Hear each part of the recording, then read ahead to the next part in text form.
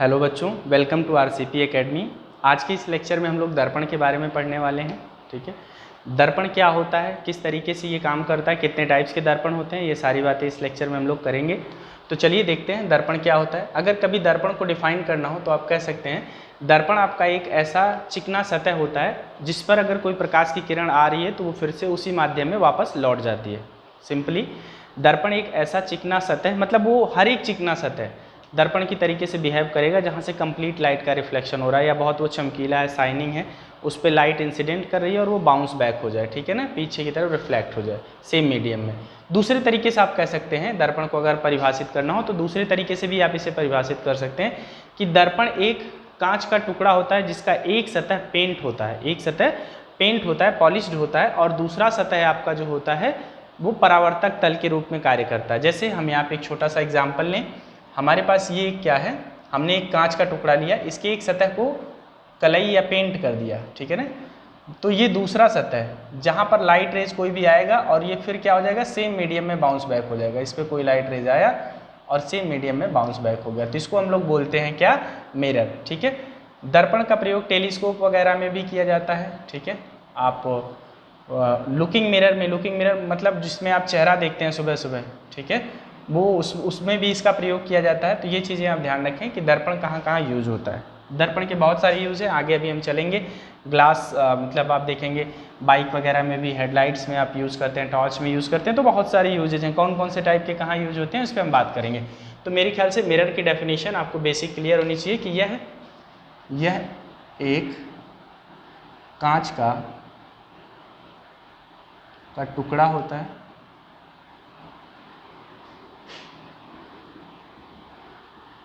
जिसकी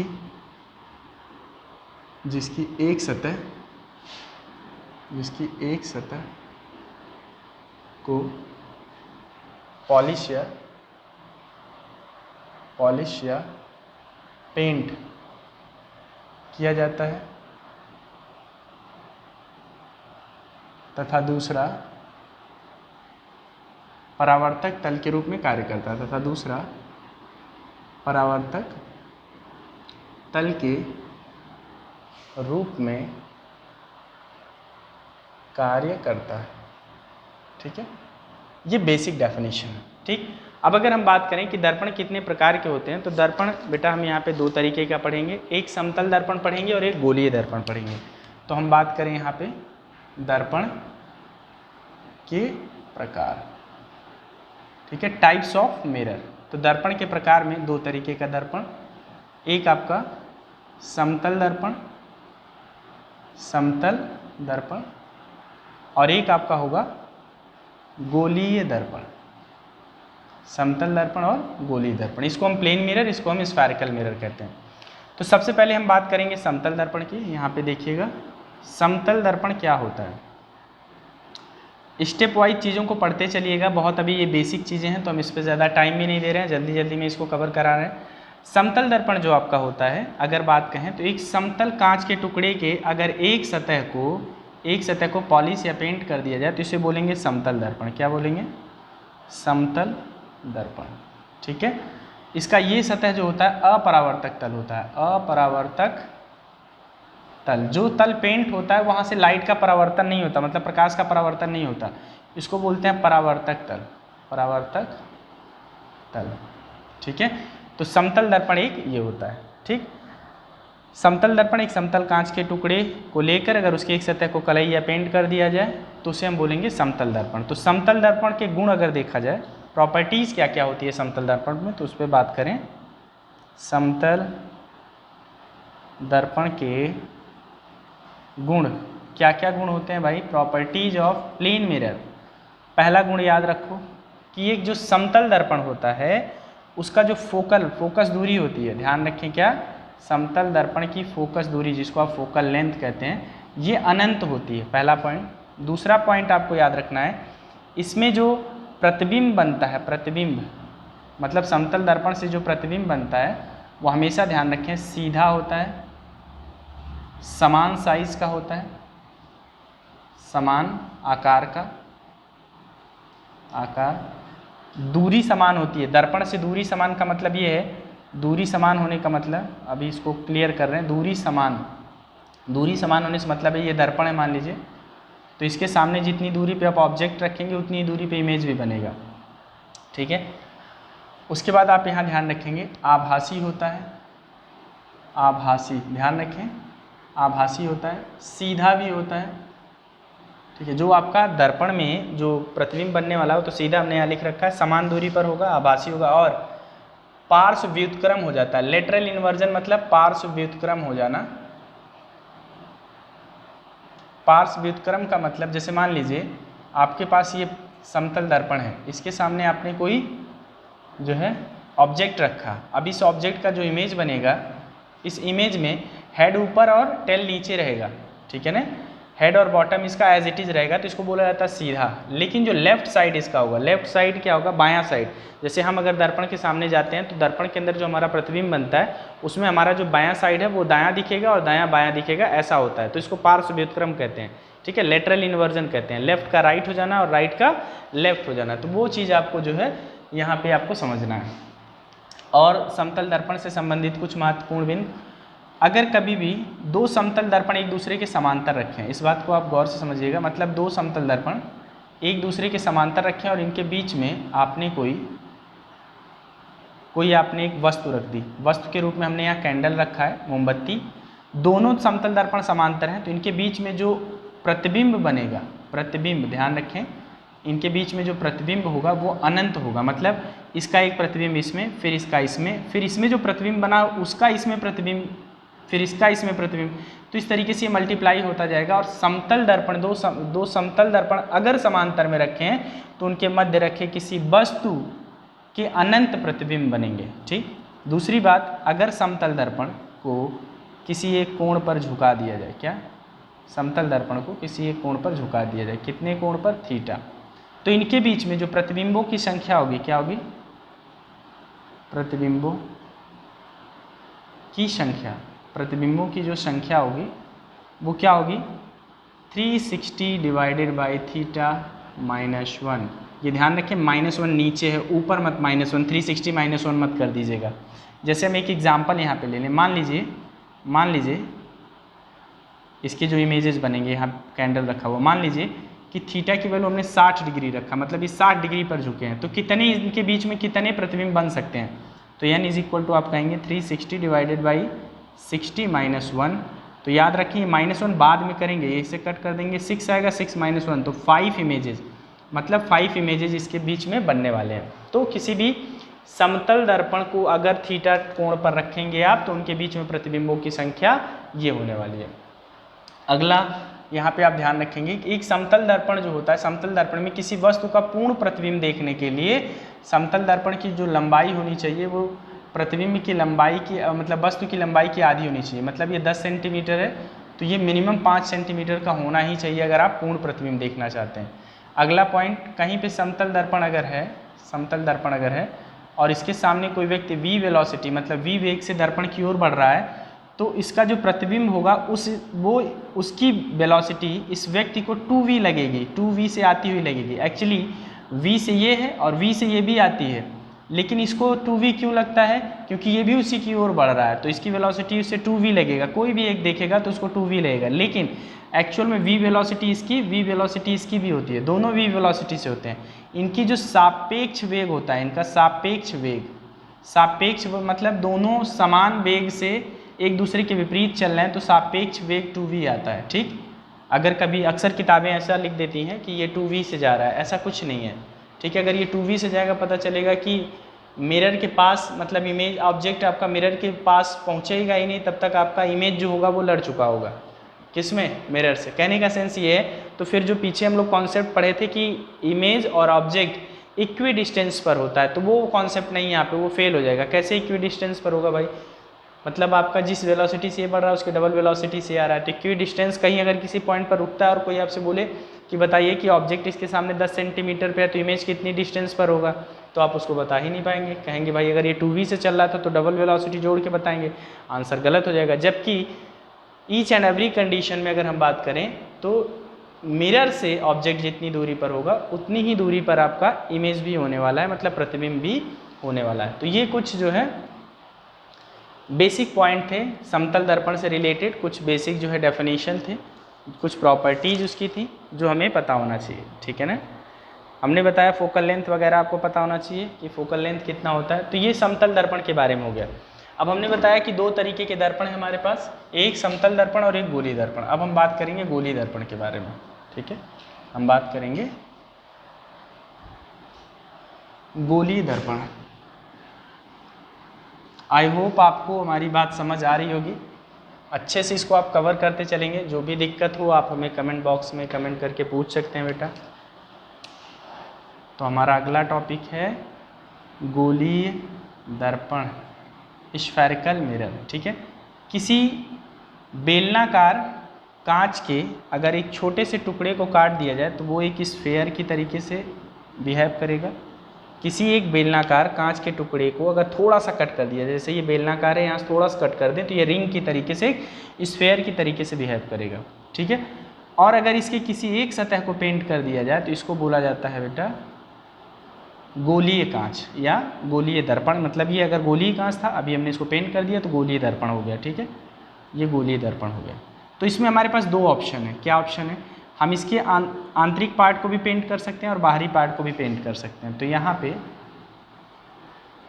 अगर हम आंतरिक पार्ट को पेंट करते हैं, मतलब अंदर वाले बाहर वाले भाग को पेंट करते हैं, तो इसको बोलते हैं अवतल दर्पण। इसको बोलते हैं अवतल दर्पण, ठीक है। अगर इसके आंतरिक भाग को हम पेंट करें, आंतरिक भाग को पेंट करें और बाहरी भाग को ऐसे ही छोड़ दें जहाँ से परावर्तन हो सके, तो इसको हम बोलते हैं उत्तल दर्पण। नाम से समझिएगा, उत्तल दर्पण, ठीक है। इसको अगर दिखाना हो तो कैसे दिखाते हैं, ये है अवतल दर्पण और ये है उत्तल दर्पण। कोई पूछे क्या होता है अवतल दर्पण, उत्तल दर्पण, तो आप कहेंगे अवतल दर्पण एक प्रकार का गोलीय दर्पण होता है जिसका बाहरी भाग जो होता है उभरा हुआ तल पेंटेड होता है, तथा जो कॉन्केव पार्ट, जो अवतल पार्ट होता है, जो अंदर दबा हुआ पार्ट होता है या इनर पार्ट जो होता है, वो रिफ्लेक्टिंग सरफेस की तरह व्यवहार करता है। यहाँ से लाइट का रिफ्लेक्शन होता है। ऐसे ही अगर कोई पूछे उत्तल दर्पण क्या होगा, तो ये भी गोलीय दर्पण का एक भाग होता है, या गोलीय दर्पण एक प्रकार का गोलीय दर्पण है जिसके आंतरिक भाग को पेंट कर दिया जाता है और बाहरी भाग जो होता है वो परावर्तक तल के रूप में कार्य करता है। तो इसको हम लोग बोलते हैं क्या, उत्तल दर्पण। जैसे यहाँ पे लिखना हो तो इसको बोलेंगे अपरावर्तक तल, अपरावर्तक तल। इस साइड होता है परावर्तक तल, परावर्तक तल। यहाँ आपका जो है अपरावर्तक तल, अपरावर्तक तल, और ये है परावर्तक तल, परावर्तक तल, ठीक है। तो आई होप आपको ये बातें समझ में आ रही होंगी। गोलीय दर्पण दो प्रकार का, अवतल दर्पण, उत्तल दर्पण। अवतल दर्पण इसके बाहरी भाग को पेंट किया जाता है और अवतल वाला जो भाग होता है यहाँ से परावर्तन होता है। उत्तल दर्पण में अंदरूनी भाग को पेंट किया जाता है और बाहरी भाग इसका जो होता है वो परावर्तक तल के रूप में कार्य करता है। तो ये गोलीय दर्पण हो गया। अब इसके बाद अगर हम बात करें, गोलीय दर्पण के बाद अगर हम बात करें इसके कुछ महत्वपूर्ण बिंदु, मतलब गोलीय दर्पण से संबंधित महत्वपूर्ण बिंदु, ठीक है। गोलीय दर्पण, गोलीय दर्पण के महत्वपूर्ण बिंदु, ठीक है। महत्वपूर्ण बिंदु क्या होगा, देखिए एक जो गोलीय दर्पण होता है उसको मैं यहाँ बनाता हूँ,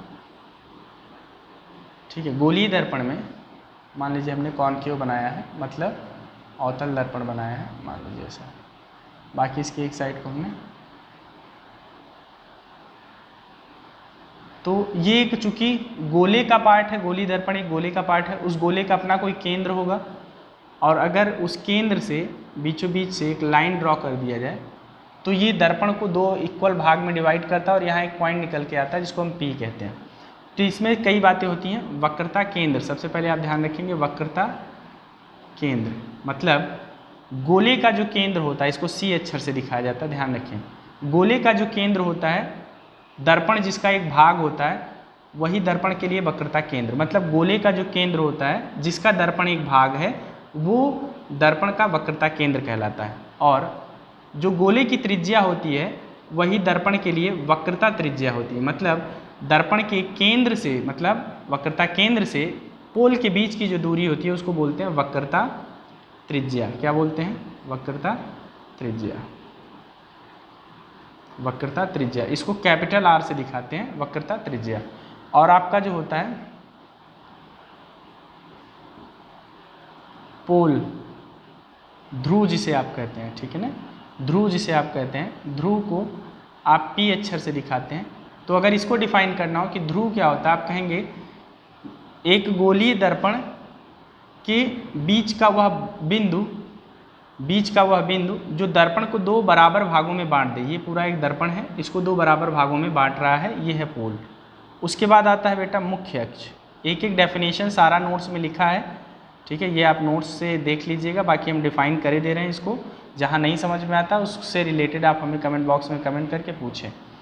हम यहाँ पे बता रहे हैं कि मुख्य अक्ष क्या होता है। तो मुख्य अक्ष एक तरीके की काल्पनिक रेखा होती है जो आपके दर्पण के सेंटर ऑफ कर्वेचर और पोल से होते हुए जाती है। ये है मुख्य अक्ष, ठीक है, ये मुख्य अक्ष है।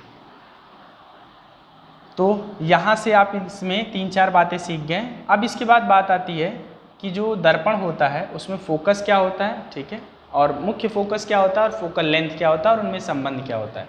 तो हम इस पे बात करेंगे। देखिएगा यहाँ इसको मिटा रहे हैं।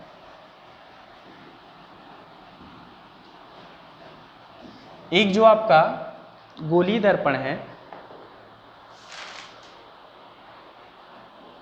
एक चीज़ और यहाँ पे ध्यान रखेंगे, जब भी हम दर्पण को जब भी हम बनाते हैं तो देखिए इसको ऐसे बनाएंगे। ये जो लेंथ है, ये जो चौड़ाई आपको दिख रही है, ये इसको बेटा बोला जाता है द्वारक। क्या बोला जाता है? द्वारक। इसको इंग्लिश में अपर्चर कहते हैं, M1 M2। यहाँ M1 हो मान लीजिए, यहाँ M2। द्वारक कह सकते हैं कि परावर्तक तल की चौड़ाई को ही द्वारक कहते हैं। किसी दर्पण के परावर्तक तल की चौड़ाई, परावर्तक तल द्वारक बड़ा हुआ, आप इसको ऐसे समझ सकते हैं ना, घर का दरवाजा बहुत बड़ा है तो वहाँ से ज़्यादा लोग एक साथ एंट्री ले सकते हैं। तो कहने का मतलब अगर दर्पण का द्वारक बहुत बड़ा है तो वहाँ ज़्यादा से ज़्यादा प्रकाश जा सकता है। अगर द्वारक आपका छोटा है दर्पण का तो मान के चलिए उसमें ज़्यादा प्रकाश जा नहीं पाएगा। तो इस बात को आप ऐसे समझ सकते हैं। तो द्वारक किसी दर्पण का बड़ा होना मतलब जो उसके परावर्तक तल है उसकी चौड़ाई ज़्यादा होना, ठीक, और द्वारक कम होना मतलब परावर्तक तल की चौड़ाई का कम होना। तो ये द्वारक भी आप ध्यान रखेंगे, द्वारक। उसके बाद हम यहाँ बात करने वाले हैं मुख्य फोकस की। मुख्य